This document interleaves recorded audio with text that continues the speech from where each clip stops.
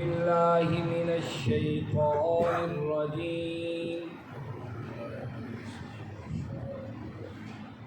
بسم الله الرحمن الرحيم. إذ يوحي ربك إلى الملائكة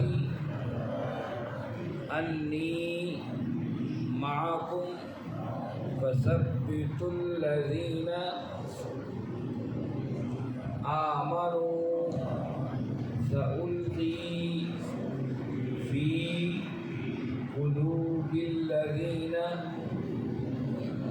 كفروا الرعب فاضربوا فوق الأعناق واضربوا منهم كل بنان ذلك بأنهم شاقوا الله ورسوله ومن يشاقق الله ورسوله فإن الله شدید العقاب ذالکم فذوقوہ وأن للکافرین عذاب النار. یا ایہا الذین آمنوا اذا لقیتم الذین كفروا زحفا فلا تولوهم الأدبار ومن يولهم يومئذ دبره إلا متحرفا لقتال أو متحيزا إلى فئة فقد باء بغضب من الله ومأواهم جهنم وبئس المصير. صدق اللہ. عزیز ساتھیو، تمام حمد و ثنا، تعریف و توصیف اس رحیم و کریم رب کے لیے جس کا رحم اور کرم حد سے ہوتی ہے. اس کا رحم اور کرم ہی ہے کہ ہم اس کی بارگاہ میں بیٹھے اس کی کتاب کو، اس کی کلام کو، اس کے احکامات کو سن رہے ہیں اور سمجھ رہے ہیں. اس کے بعد لاکھوں کروڑوں درود و سلام اس نبی مہرباں پر جنہوں نے اللہ رب العزت سے حق کو پا کر ہم تک حق پہنچانے کا حق ادا کیا. عزیز ساتھیوں، بات وہی ہو رہی ہے کہ مال غنیمت، اور آپ سب کے ذہنوں میں یہ بات ہے کہ مال غنیمت حاصل ہو جانے کے بعد کفار کے ساتھ آپس کے اندر پھر جھگڑا، ایک اہم معاملہ شروع ہو گیا. بعض نے کہا جس کو لوٹا ہے اسی کا مال اسی کے حوالے. کسی نے کہا ہم سامان اکٹھا کر کیا ہے یہ ہمارا ہے. کسی نے کہا ہم دشمن کے پیچھے گئے تھے اس لیے ہمارا بھی اس میں حصہ ہے. اس نے کہا ہم اللہ کے نبی صلی اللہ علیہ وسلم کی سکیورٹی پر متعین تھے تو یہ اس میں ہمارا بھی حصہ ہے. کہ حصوں کے بارے میں یہ عجیب بات سامنے آئی جس پر اللہ رب العزت بطور تربیت ان کی اور قیامت تک آنے والے اہل ایمان کی تربیت فرمائی.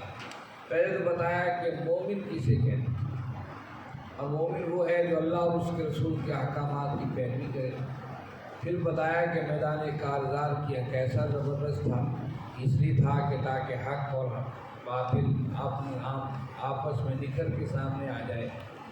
پھر فرمایا کہ اس میدان جنگ میں تم تو لڑے ہی نہیں ہو، یہ تو ہماری توفیق سے فرشتے تھے جو اتر رہے تھے، اور ہم نے اپنے محبوب کی دعا پر تمہارے دلوں کو مطمئن کر دیا تھا، اون جیسی نعمت تمہیں عطا کرنی تھی، اور آسمان سے بارش اور برکھا برسا کر تمہارے دلوں کو نرم کر دیا تھا تاکہ تمہارے دل اور قدم ثابت قدم رہیں۔ تمہاری اپنی تو کوئی جد و جہد نہیں، تم تو وہ تھے جو مشکل سے گھسیٹے جا رہے تھے اپنے آپ کو کہ ہم دشمنوں سے نہ لڑنا پڑے، ہم صرف قافلہ ابو سفیان کا جو آ رہا ہے اسی کو پکڑ لیں۔ اللہ اپنے احسانات جتوا رہے ہیں۔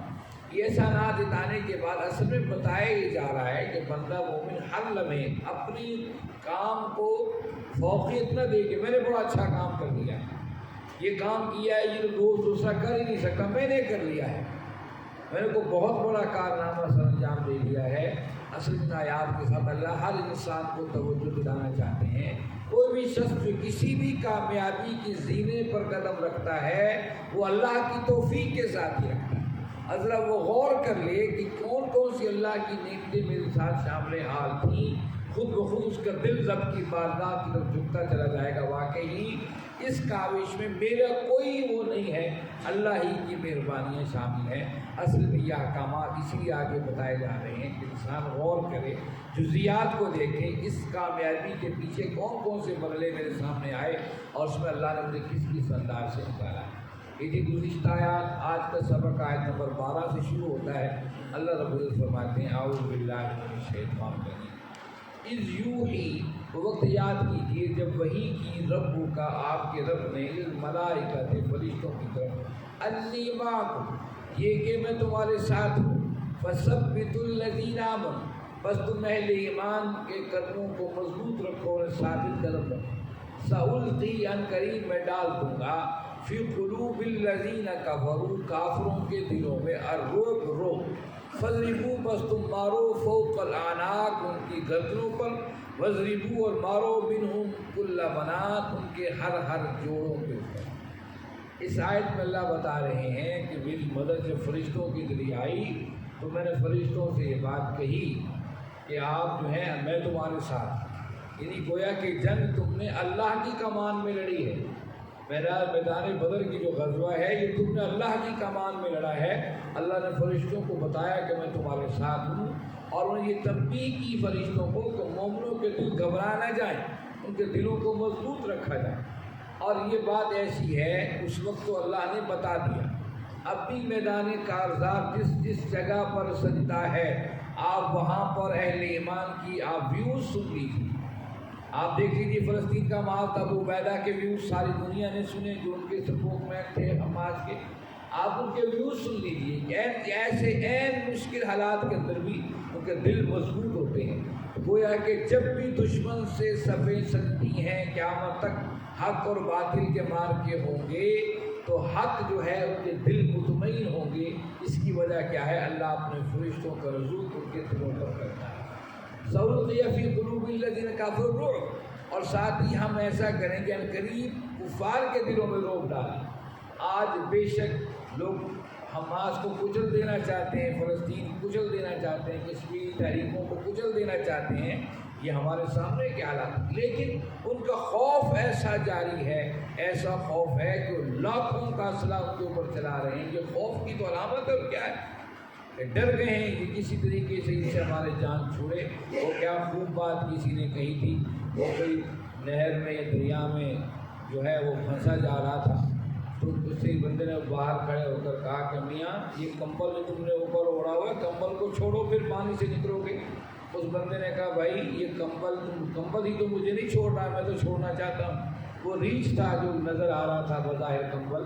تو کہنے کی بات یہ ہے کہ آج بھی ایسا ہی معاملہ ہے کہ وہ اب چھوڑنے کو تیار ہیں دشمن، لیکن وہ چھوڑنے کو تیار نہیں، وہ کہتے ہیں ہم اپنا حق لیں گے۔ اللہ نے فرمایا کہ قریب کافروں کے دلوں میں روک ڈالے۔ اسی آیت کے اندر ایک بڑی زبردست آیت کا حصہ ہے، فَاضْرِبُوا فَوْقَ الْأَعْنَاقِ، ان کی گردنوں پر مارو، وَاضْرِبُوا مِنْهُمْ كُلَّ بَنَانٍ، ان کے جوڑ الگ کر دو، ان کے جوڑوں پر ہتھیاروں کو ساتھ حملہ آور کرو۔ اس بارے میں فقہا کی دو رائے ہیں۔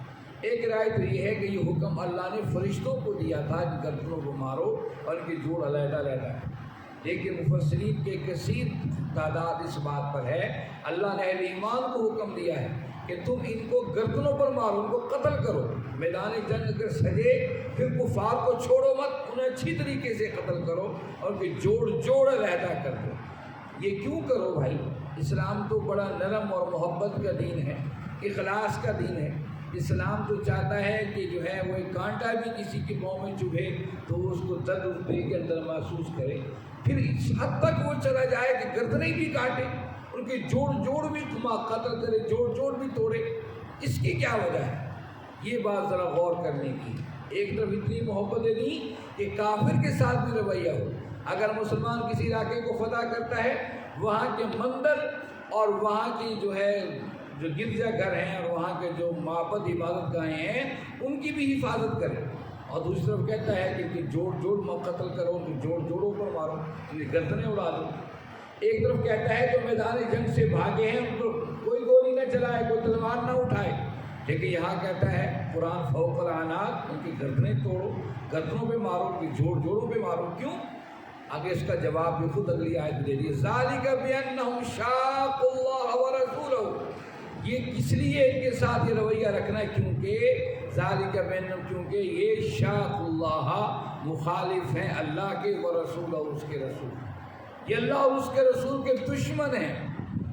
اگر میدان کارزار میں نہیں آئے ہیں، لڑنے کے لیے نہیں آئے ہیں تو ان سے محبتیں ہیں، لیکن اگر لڑنے کے لیے آ گئے ہیں، انتہائی اپنی نفرتوں کا اظہار کرنے کے لیے آ گئے ہیں، پھر وَمَن يُشَاقِقِ اللَّهَ وَرَسُولَهُ، اور جو بھی اللہ اور اس کے رسول کی مخالفت کرتا ہے، فَإِنَّ اللَّهَ شَدِيدُ الْعِقَابِ، وہ یاد رکھے اللہ کی پکڑ بڑی ہی سخت ہے، اللہ بھی اس میں پکڑ کرے۔ ایک کافر ہے، گھر میں بیٹھے کفر کے الاپ رہا ہے، اسلام کہتا ہے کچھ نہ کہو، تبھی موقع ہدایت سے مل جائے گا، لیکن جب وہ کفر خود لڑنے کے لیے آ جائے اسلام کے مقابل، اب اللہ رب العزت کہتے ہیں اس نے اپنے حدود پھلانگ دی ہیں، اب اس نے اللہ اور اس کے رسول کی مخالفت کی طرح ڈٹ گیا ہے، اب اس کا انجام یہ اگر تم نہیں کرو گے تو اللہ کی پکڑ سخت ہے، فإن اللہ شدید العقاب، اللہ انہیں ضرور پکڑے۔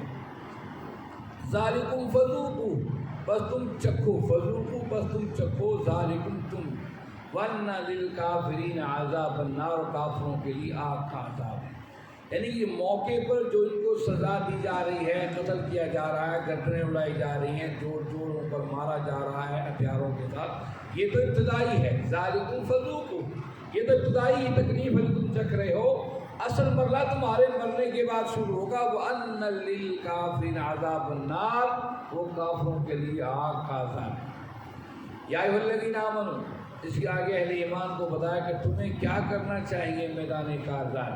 یا ایھا الذین آمنوا، اہل ایمان، اذا لقیتم، جب تمہاری ملاقات ہو، لقیتم تمہاری مٹھ بھیڑ ہو جائے، آمنا سامنا ہو جائے، الذین کفروا، میدان جنگ میں کافروں کے ساتھ، زحفاً، میدان جنگ میں، فلا تولوہم الادبار، بس تم اپنی پیٹھ مت پھیرو، جنگ نہ مانگو، مومن سے کہا جنگ نہ مانگو، لیکن جب جنگ آ جائے، فیس ٹو فیس تمہارا مقابلے کا مرحلہ آ جائے، اب میدان جنگ میں تم بھاگ نہیں سکتے ہو۔ اللہ کے نبی صلی اللہ علیہ وسلم فرمایا کہ 3 بڑے گناہ ہیں، اکثر حدیثوں میں 3 بڑے گناہ ہیں۔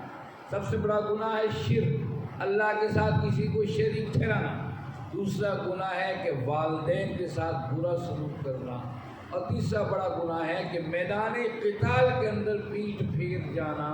یہ سب سے 3 بڑے گناہوں کا ذکر کیا، اور ساتھ ایک حدیث میں آتا ہے انسان کوئی گناہ کرتا ہے، اس گناہ کو دھونے کے لیے نیکی کرتا ہے، صدقات کرتا ہے، خیرات کرتا ہے، نوافل پڑھتا ہے، ہو سکتا ہے اس کے گناہ کو دھو دیا جائے اس کے اچھے اعمال کی وجہ سے، لیکن یہ ایک ایسے اعمال ہے، شرک، والدین کی نافرمانی اور میدان جنگ میں کفار سے پیٹھ پھیرنا، یہ ایسے بڑے گناہ ہیں۔ تم صدقہ کرتے جاؤ، نوافل پڑھتے جاؤ، خیر کے کام کرتے جاؤ، تمہارے گناہ یہ مٹ نہیں سکتے ہیں، یہاں تک اس کی وعید آئی۔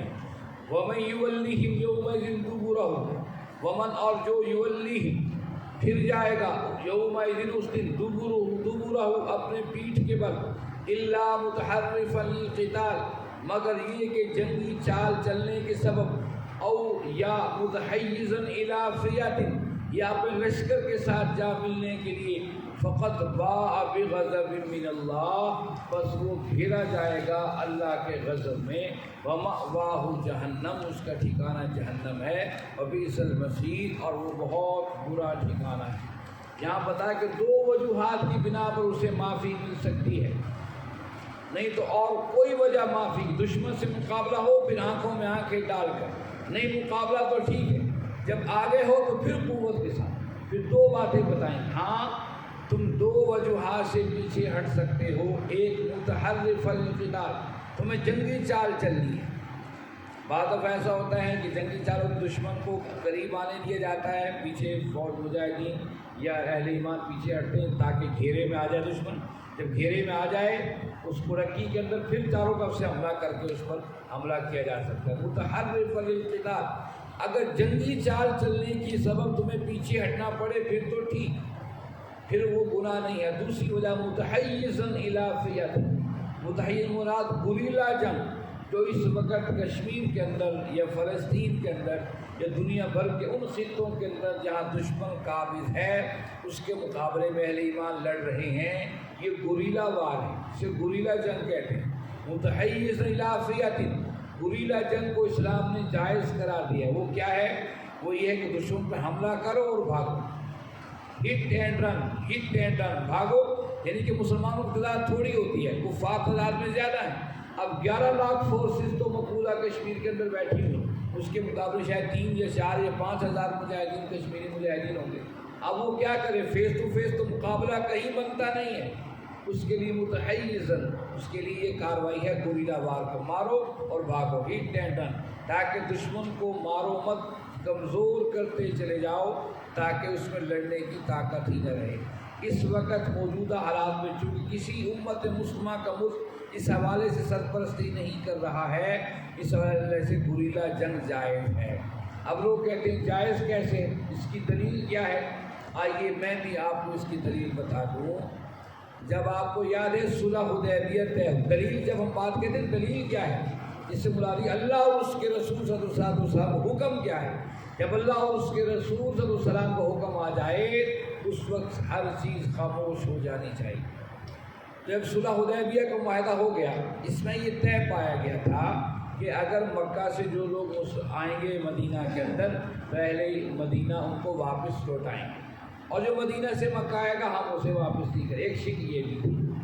اب جو مکہ سے مسلمان ہو کر مدینہ آ رہے تھے اس موقع پر بھی ابو جندل رضی اللہ عنہ تشریف لے کر آئے تھے، اللہ کے رسول نے واپس لوٹا دیا کہ معاہدہ ہو چکا۔ اچھا، اس کے بعد ابو بصیر رضی اللہ عنہ صحابی رسول ہیں، وہ بارگاہ رسالت میں تشریف لائے، اپنے بیڑیوں کو کاٹ کر مکہ سے بھاگ کر تشریف لائے۔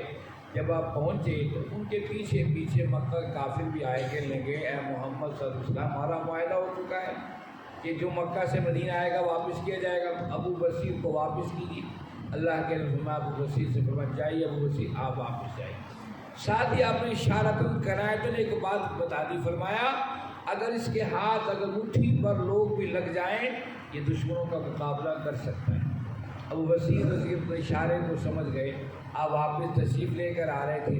جو 2 بندے مکہ سے لینے کے لیے آئے تھے وہ چونکہ مکہ والے آپس میں رشتے دار تھے، ہڑپا اسٹیشن پہ لوگ آپس میں رشتے دار بھی ہیں، جانتے بھی ایک دوسرے کو۔ اب وہ رستے میں جا رہے تھے، اب اسی نے ایک صاحب سے کہا تمہاری تلوار تو بڑی زبردست ہے، لگتا ہے تم یمن سے لے کر آئے ہو۔ اس نے کہا نہیں جی میں فلاں لوہار سے بنوائی تھی، کہا دکھاؤ تو صحیح۔ اب باتوں باتوں میں تلوار ہاتھ میں پکڑا دی، ابو بصیر نے تلوار اٹھائی اور پہلے اس کافر کا سر قلم کیا، دوسرا سمجھا کہ میں بھی مرتا ہوں، بھاگ کر مدینہ پہنچا۔ ابو بصیر رضی اللہ عنہ وہاں سے اٹھے اور سمندر کے کنارے آ کر آپ نے ڈیرے ڈال دیے اور اعلان مکہ کے اندر پیغام بھیج دیا اب جو بھی مسلمان ہو مدینہ نہ جائے کیونکہ ہمارا شک اور قانون بن چکا ہے، وہ یہاں میرے پاس آئے۔ تو ابو بصیر رضی اللہ عنہ سے اتنے افراد اکٹھے ہو گئے کہ جو بھی قافلہ تجارتی قافلہ شام سے نکلتا تھا، اب یہ تو آزاد تھے، اسلامی ریاست مدینہ میں انہیں جانے نہیں دیا گیا، اب یہ آزاد تھی، ان پر گریلا کاروائیاں چھاپہ مار کاروائیاں کرتے تھے، یہاں تک کہ تنگ آ کر کفار مکہ نے کہا ہے محمد صلی اللہ علیہ وسلم خدا را ان کو بلا لیجیے، ہم اس شک سے پیچھے ہٹتے ہیں جو ہم نے کہا تھا مکہ سے مدینہ جو آئے واپس کر دیجیے، اب انہیں اپنے پاس ہی قبول کر لیں۔ اللہ کے نبی سے مسکرائے اور ابو بصیر کو خط لکھا کہ واپس مدینہ تشریف لائیے جب ابو بصیر کے پاس آپ سے خط پہنچا، آپ زندگی کی آخری سانسیں لے رہے تھے، آپ نے چوما خط کو آنکھوں سے لگایا، فرمایا یا الہ العالمین میرا سلام میرے محبوب کو پہنچا دے، اور یہ کہتے ہی وہ دنیا سے رخصت ہو گئے۔ اس لیے جنگی چالیں گوریلا وار اس لحاظ سے جائز ہے کہ اللہ کے رسول اس پر خاموشی اختیار فرمائی، آپ نے کوئی قدغنیں نہیں لگائیں، اور آپ کو معلوم ہے حدیث کی 3 اقسام میں سے تیسری قسم یہ ہے جسے حدیث تقریری کہا جاتا ہے، جس کے آپ صلی اللہ علیہ وسلم کے سامنے کوئی بات ہوئی ہو اور آپ اس پر خاموشی اختیار فرمائی۔ اسی آیت کی تفصیل انشاءاللہ العزیز ہم کل پھر وضاحت کے ساتھ کریں گے۔ اللہ رب العزت سے دعا ہے اللہ رب العزت آپ اور ہم سب کو سمجھنے اور اس پر عمل کرنے کی توفیق عطا فرمائیں۔ وآخر دعوانا الحمدللہ رب العالمین والصلاۃ والسلام علی سیدنا